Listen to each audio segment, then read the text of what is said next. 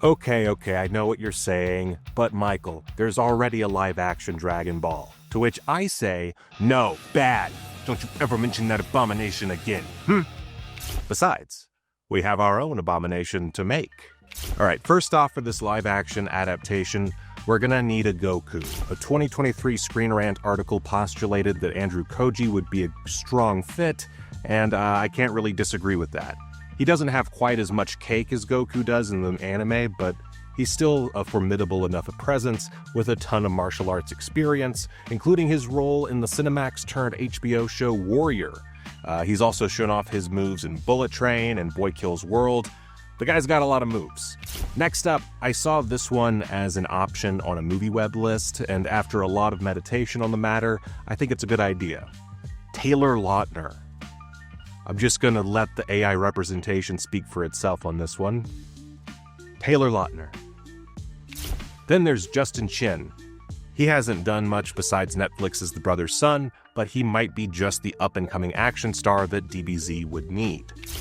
Now all that said, I'm gonna go with Andrew Koji. I think he's got huge star potential, and the lead in the DBZ movie might be just what the doctor ordered. Now's a good time to wrestle with how much of DBZ we're going to be adapting for this version, and to that I'm going to go ahead and restrict us to the Saiyan saga, meaning everything through the Z Fighters beating Vegeta.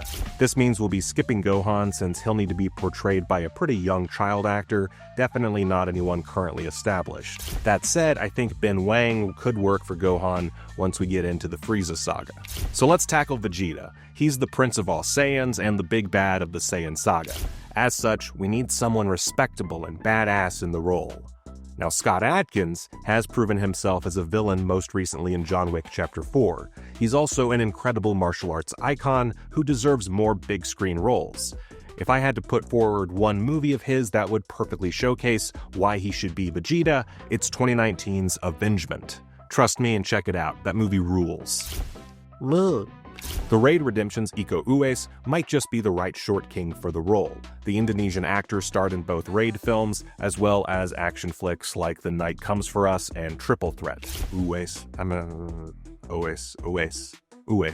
Fellow Raid star Joe Taslim could also work in the role of Vegeta. He also plays Sub-Zero in the new Mortal Kombat movies, and even fought Andrew Koji in Warrior. And, you know what? As much as I love Scott Adkins, and I really love Scott Adkins, it's a bit of a problem, and it breaks my heart to not cast him as Vegeta, I'm gonna go with Joe Taslim. Let's see a rematch with him and Andrew Koji with the addition of sick energy blasts and giant monkey shenanigans. Then there's Vegeta's loyal second hand, Nappa. I've got a few ideas for this one, although I'm tempted to say that the best option would be a big ol' MMA fighter who's fresh to the big screen. Just a big honker of a dude, you know? With that in mind, Brock Lesnar doesn't have much of a forehead, which I know is a weird complaint, but it is what it is. However, he does have the physique for Nappa.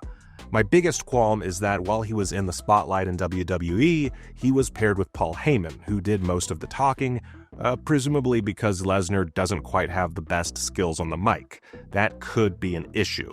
A less obvious choice is Terry Crews. He's jacked, bald, and has a decent athletic background that could translate into the action sequences of Nappa decimating the Z Fighters and pulling apart military vehicles like they're cotton candy. But it's a different Baldy who might be the best option.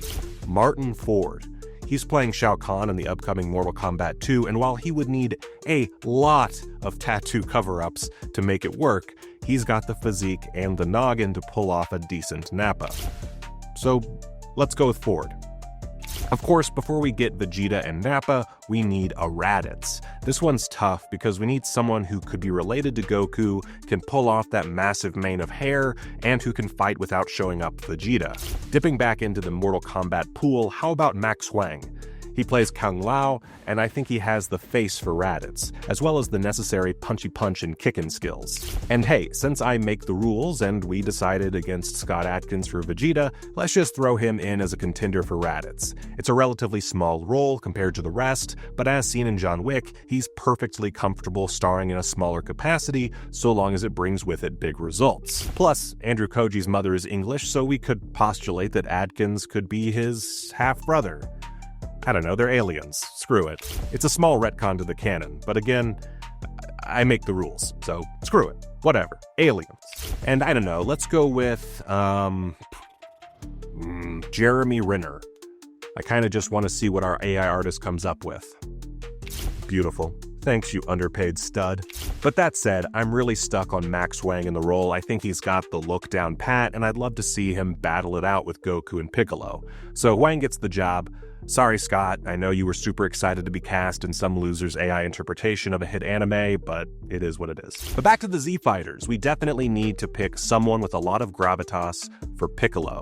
Michael Jai White feels like the obvious choice, although he is getting a bit up there in age. Still, he's seemingly always in fighting form, and Piccolo is a heavily made-up character, so White with a bit of green paint or a full CG makeover could really work. Another Mortal Kombat alum, Makad Brooks, could fit the bill. He's younger than Michael Jai White and has proven himself as a capable on-screen fighter.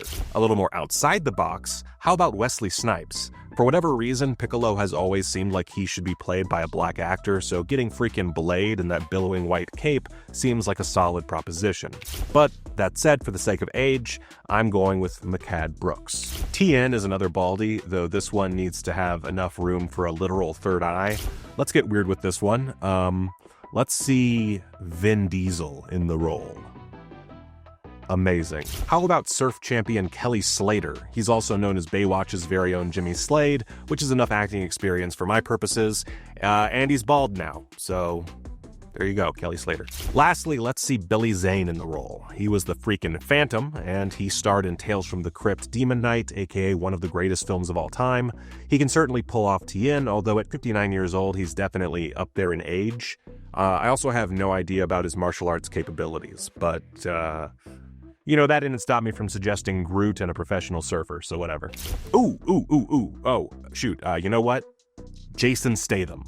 He's also a little too old, but he can fight and he looks like a shredded Adonis, so screw it. I'm throwing out my other three choices and going with Statham. It's fun making up all the rules.